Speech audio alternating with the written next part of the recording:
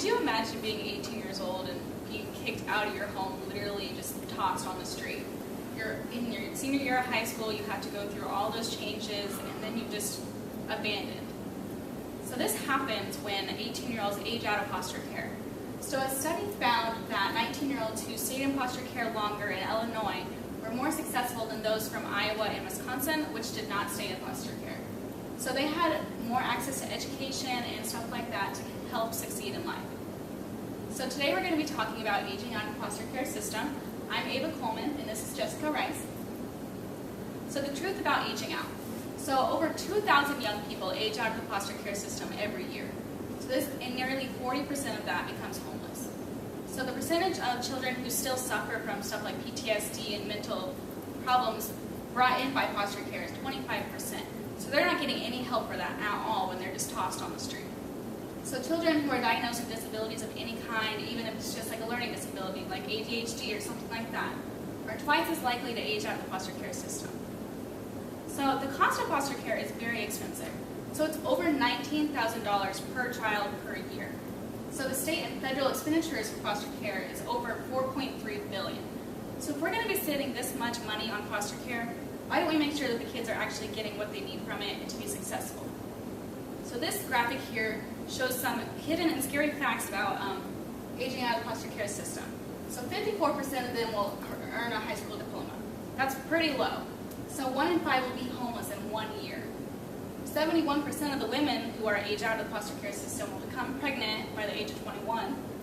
1 in 4 will be incarcerated in 2 years. And less than 3% will earn a bachelor's degree, and only 50% will be employed by the age of 24.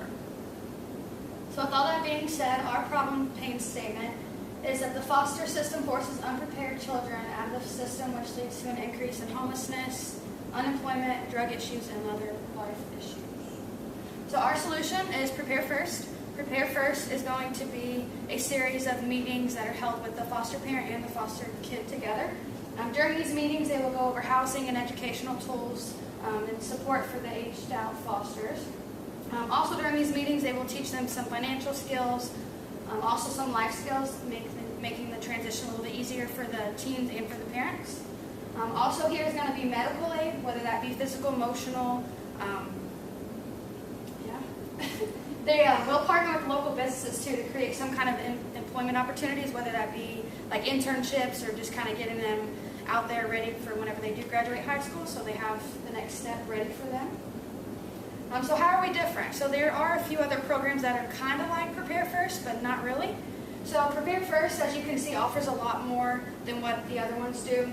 IBE Extended Foster Care only offers educational and housing, and Covenant House offers education, money skills, and housing, where Prepare First also prepares them for employment, again, that medical aid, whether it's physical and emotional, and also kind of helps the foster parent get ready for those changes as well.